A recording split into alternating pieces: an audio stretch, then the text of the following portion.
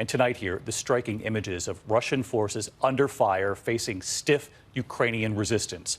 Drone video from the Ukrainian Defense Ministry showing a massive column of Russian tanks and armored vehicles just outside Kyiv hit in a highly organized ambush.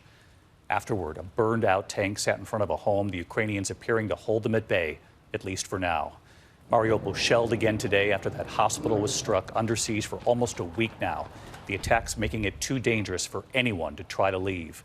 Crews there rescuing people from the remnants of their shattered homes, missile strikes sounding in the background. People lining up for water, most of the city without it and without electricity as well. The mayor there now saying more than 1,300 people have died, some buried in mass graves now. Proper burials just too hard to pull off. And in the city of Chernihiv, that extraordinary image tonight. The delicate and dangerous operation, look at this, Ukrainians appearing to defuse a massive unexploded missile using a water bottle.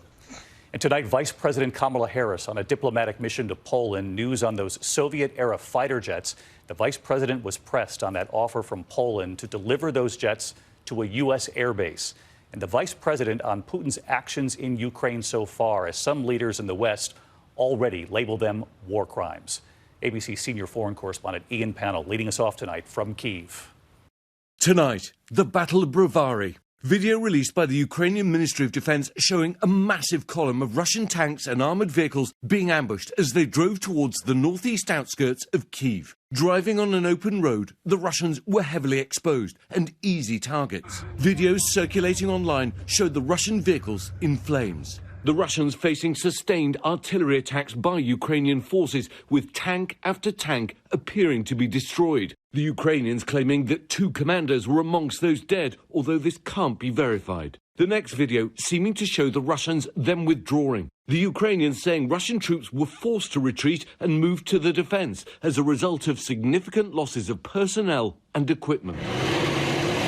Ukrainian forces were also seen driving away in captured tanks. But the humanitarian tragedy inside the country growing ever worse tonight. After yesterday's horrific attack on a maternity and children's hospital in the port city of Mariupol, President Zelensky today saying 3 people were killed, including a young girl.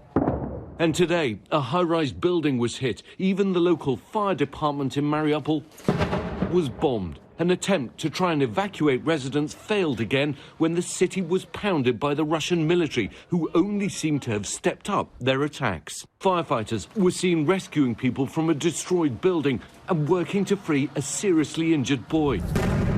The shell-shocked residents have been under siege for almost a week. Today, the Red Cross saying people have no power, water or gas for heating.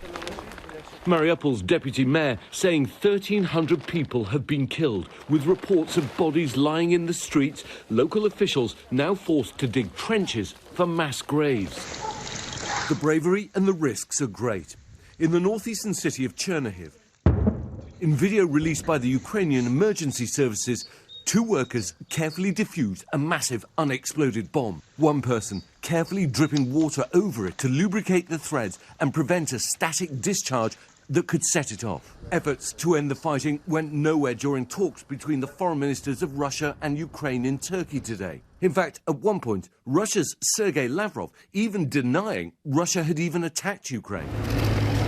In Poland, Vice President Harris met with the country's leader, but sidestepped questions about the US rejection of a Polish offer to send its MiG fighters to Ukraine through American hands. The Pentagon said the US transferring jets could risk a wider conflict between NATO and Russia. Although their advance is being slowed, Russian forces are still creeping ever closer to the capital, Kyiv. Today, the mayor, Vitaly Klitschko, saying around 2 million people, that's about half the residents of the city, have left. And he has a warning for Russian forces. Every street, every house is being fortified, he said. Although thousands are leaving the capital every day, some are only just arriving. 3 weeks ago, this was a kindergarten that echoed to the sounds of children playing. Today, it's a shelter for the elderly and forlorn, who've been rescued from towns and villages under siege. Nina Petrovna fled her village of Pusha when it came under intense shelling. She was told to escape immediately. I'm crying because we all love our town and we want to go back there, she says. We're all friends and we want peace. Nina didn't even have time to bring her medication. Many of the people here arrived with just the clothes on their backs. And in their twilight years, the very least they could expect is a little dignity, to be comfortable, happy and safe. But tonight, no one in Ukraine has such luxuries anymore. Extraordinary to see the seniors in those rooms where the children were playing just days ago. Ian Panel with us again tonight from the Ukrainian capital. And Ian, we saw that Russian column hit by the Ukrainians, held back at least for now. But there are new estimates tonight on when Kyiv could be encircled by the Russian forces. But that even when that happens, the capital circled. Some intelligence suggesting there could then be a very long fight to follow. Yeah, that's right. I think the US believes it could take a week or 10 days for the Russians to try and isolate Kyiv, but then a further 4 to 6 weeks to try and control the city. But this is interesting. The slow pace of their advance has allowed the Ukrainians more time to dig in, to build the defences, which you see everywhere in this city, and of course to rearm. And I think it's fair to expect that the battle for Kyiv is going to be the toughest of this war so far. David? Ian Panel leading us off again tonight in Kyiv. Ian, thank you. Hi, everyone. George Stephanopoulos here. Thanks for checking out the ABC News YouTube channel. If you'd like to get more videos, show highlights, and watch live event coverage, click on the right over here to subscribe to our channel. And don't forget to download the ABC News app for breaking news alerts. Thanks for watching.